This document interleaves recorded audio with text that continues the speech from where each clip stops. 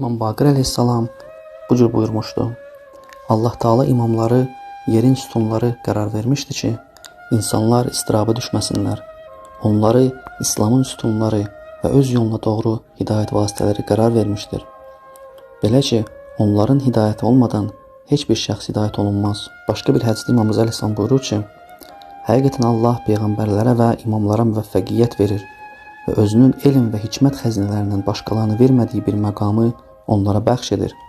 Deməli, onların elmi öz dövrlərində yaşayanların elmindən yüksəkdir. Bu, məsələ Allahın buyurduğu bu ayədə öz əksini tapır. Fəmən yəhdi iləl haqq.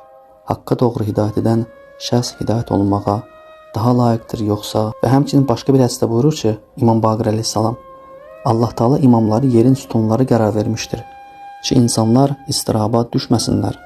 Onları İslamın sütunları və öz yoluna doğru hidayət vasitələri qərar